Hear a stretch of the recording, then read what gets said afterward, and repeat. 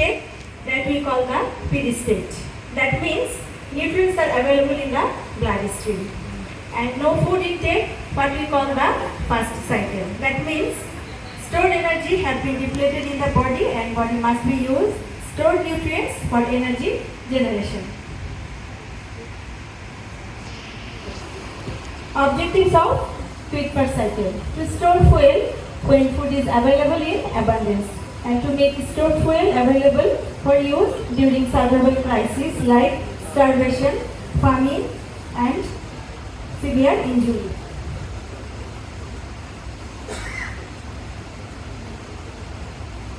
There are several hormones that homeostasis with metabolism, and primarily 6 hormones that helps the metabolic homeostasis.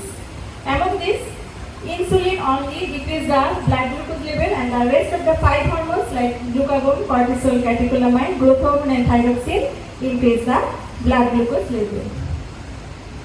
This is the figure. Alone the insulin decreases the blood glucose level by decrease the glycogenolysis, gluconeogenesis, ketogenesis and lipolysis. And rest of the 5 hormones like glucagon, cortisol, catecholamine, growth hormone and thyroxine increase the blood glucose level by increase the glycogenolysis, gluconeogenesis, ketogenesis and lipolysis. 4 major tissues involved in the metabolic homeostasis, that are liver, brain, skeletal muscle and adipose tissue. These 4 hormones are involved in the metabolic homeostasis. Now, feed state. This feed state also called the absorptive state, and the time of this feeding state is 2 to 4 hours after meal, when plasma concentration of glucose, amino acid and fat increase, leading to increase the insulin secretion and decrease the glucagon secretion. And here anabolic processes dominate. The aims of the feeding state is capture of energy as glycogen and fat, replacement of any degraded protein during previous post-absorptive period.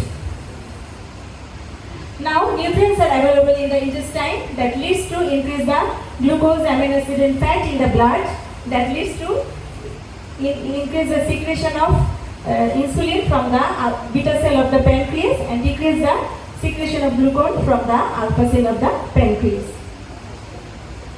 Now, this is the fate of the glucose in the liver. Here, glucose is oxidized to meet the immediate energy needs of the liver, and excess glucose stored in the liver as liver glycogen, as well as excess glucose also converted to fatty acid and glycerol moiety that helps in the synthesis of fat in the form of triacylglycerol. And this excess triacylglycerol released in the blood in the form of very low density lipoprotein. That's why in this metabolic rate of glucose in the liver increase the liver glycogen synthesis as well as fatty acid, triacylglycerol and VLDL synthesis. Assalamualaikum, our honorable principal sir, and now I am going to continue this session. So, excess glucose is converted in the fat, because excess glucose converted in the fatty acid and glycerol, and combination of this glycerol and fatty acid helps in the synthesis of fat. This is the metabolic rate of glucose in the skeletal muscle. What is happening here? Muscle takes up the excess glucose and oxidize to it, generate ATP for muscle contraction, and excess glucose stored in the muscle, skeletal muscle as muscle glycogen for use during contraction. Fate of glucose in the adipose tissue. Adipose tissue takes up the glucose to produce energy and convert it to glycerol moiety used to produce triacylglycerol. That's why increase the synthesis of fat in the form of triacylglycerol and uptake of the glucose. Then fate of the glucose in the brain. Brain depends on glucose for its energy.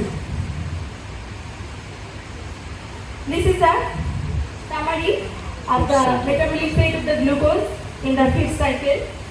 Here, it utilize uptake of the glucose and provide energy and brain utilize this energy. Again, adipose tissue uptake this glucose and provide energy, and excess glucose converted into the fat and store this fat in the adipose tissue. In the liver, also uptake of this glucose and provide energy, and excess glucose stored in the liver as liver glycogen, and excess glucose again stored in the form of the fat in the form of triacylglycerol, and release this triacylglycerol in the blood in the form of VLTL. And skeletal muscle also uptake this glucose and release energy, and excess glucose is stored in the form of muscle glycogen. This is the summary of the metabolic rate of fat in feed cycle. Adipose tissue. The adipose tissue. This adipose tissue uptake this fat and store this fat in the form of triacylglycerol. Liver also uptake this fat and store this excess fat in the form of triacylglycerol, and release this fat in the blood in the form of very low density lipoprotein. And here skeletal muscle uptake this fat, and only the skeletal muscle utilize this fat as a source of energy. It is the second source of energy for skeletal muscle. Skeletal muscle, first source of energy is glucose and second source of energy is fat. This is the fate of amino acid from dietary protein. Increase the protein synthesis, oxidation of this protein to provide ATP, and also helps in the synthesis of excess protein. This is the summary of the amino acid in feed cycle. Here liver helps in the protein synthesis and also helps in excess from the utilization of the amino acid. Excess protein is converted into the fat, and with the help of the liver, this protein is stored in the fat. And the skeletal muscle helps in the protein synthesis. That means excess protein again converted into the fat and stored in our body. Excess glucose converted into the fat, as well as excess protein converted into the fat in our body. Now, first cycle.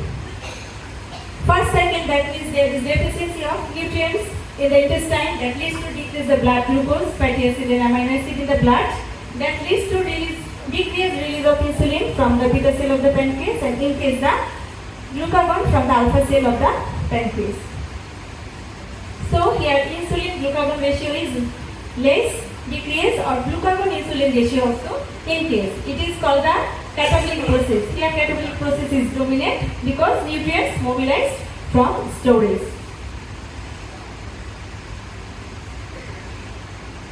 Then the aims of the first cycle: degradation of the triacylglycerol in adipose tissue to provide fatty acid as fuel, maintenance of blood glucose by glycogenolysis and gluconeogenesis to supply this glucose to the RBC and brain, increase the ketogenesis in the liver to supply ketone body in the brain and muscle, and minimum protein catabolism occurs here.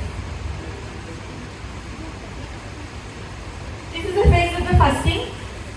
3 phases of the fasting. Fasting state, it starts from 4 hours to 2 to 4 hours after meal.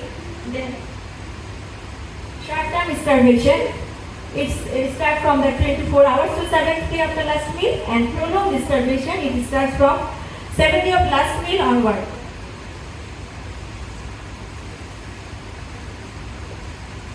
And metabolic fasting state, it starts from the 4th hours to 2 to 4 hours after meal.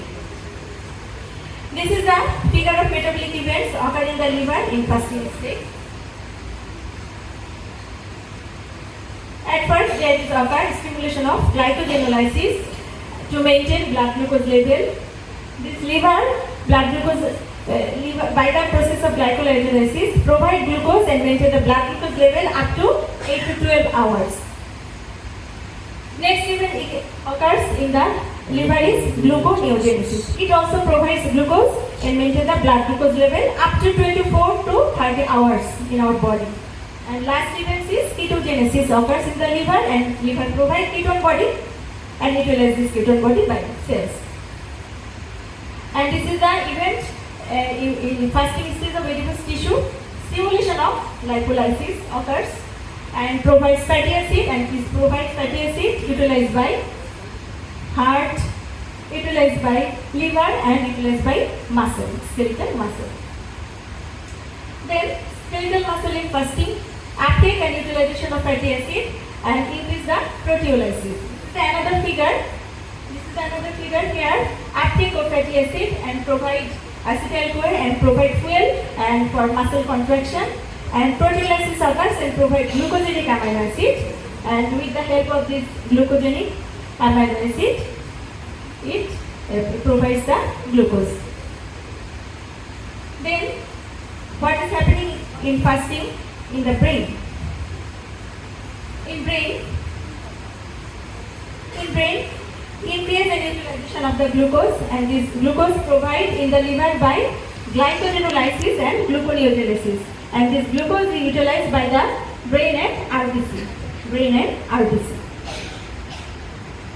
This is the another summary of the metabolic events during fasting. Here liver provide glucose by glycogenolysis as well as gluconeogenesis, and provide this glucose, and this glucose is utilized by the RBC and the brain. And skeletal muscle, by the metabolic process of glycolysis and glycogenolysis, it also provides glucose. And another summary during fasting state, skeletal muscle causes breakdown of the protein and provide glucogenic amino acid, and utilization of this glucogenic amino acid, gluconeogenesis occurs in the liver, and by the gluconeogenesis, by the liver provide glucose, and this glucose utilized by the RBC, brain, neurons. Then short-term metabolic events. Short-term distribution starts from 24 hours to 7 days of last meal, and events occur in the liver, gluconeogenesis and ketogenesis. Adipose tissue, lipolysis is accelerated, and in skeletal muscle, increased proteolysis, increased uptake and utilization of ketone bodies and fatty acid, and events in the brain, uptake and utilization of glucose. Then prolonged starvation. This prolonged starvation occurs 7th day of the last meal.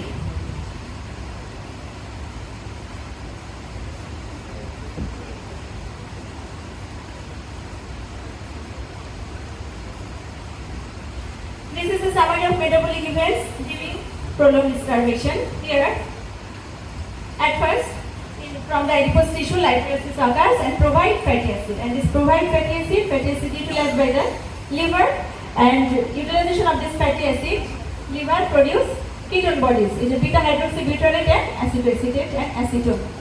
And also, this fatty acid provide energy to the muscles. Skeletal muscle. This fatty acid utilized by the skeletal muscle, and this fatty acid utilized by the liver and provide ketone bodies. And these ketone bodies utilized by the brain, and during prolonged starvation, brain utilizes 70% of the ketone bodies during prolonged starvation. And 30% rest of the 30% glucose provided by the liver by gluconeogenesis, and kidney also provides renal by the process of renal gluconeogenesis also provides glucose. The glucose comes from the liver by gluconeogenesis, and also comes from this glucose from the kidney by renal gluconeogenesis. Then this rest 30%, and this glucose is utilized by the brain. Our kidney also acts as a buffer.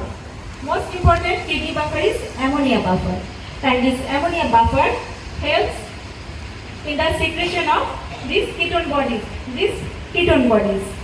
and minimize the ketogenesis that occurs in the prolonged starvation. During prolonged starvation, ketone bodies is provided by the liver, and this is minimized by the kidney by the ammonia buffer,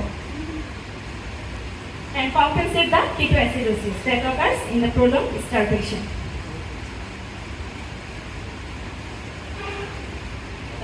Synthesize glucose by the renal gluconeogenesis, and renal acid excrete in the form of ammonia, which is needed to compensate the ketoacidosis that occurs in starvation. Major fuels in different organ in different metabolic states. This is the final summary. This is the compact chart of major fuels in different organs in different metabolic states. Here after a meal, like well fit or absorptive state, brain utilize glucose, skeletal muscle also utilize glucose, cardiac muscle utilize fatty acids, and adipose tissue utilize fatty acids and also glucose. Fasting state, that means post-absorptive state, 4 hours to 24 hours. Brain utilize glucose, skeletal muscle utilize mainly fatty acids as well as glucose, cardiac muscle utilize fatty acids, adipose tissue utilize again fatty acids. Short-term starvation, that means 24 hours to 70 hours last meal. Brain utilize glucose, skeletal muscle utilize mainly ketone bodies as well as fatty acids, cardiac muscle utilize mainly fatty acids as well as ketone body, and adipose tissue utilize fatty acids. And prolonged starvation, that means 70 of the last meal onward. Brain utilize 70% ketone body, major source of energy, and 30% glucose. Again, skeletal muscle utilize fatty acids, and cardiac muscle utilize ketone bodies as well as fatty acids, and adipose tissue utilize fatty acids and also ketone body. And that's all from my. So thank you for all for patience hearing.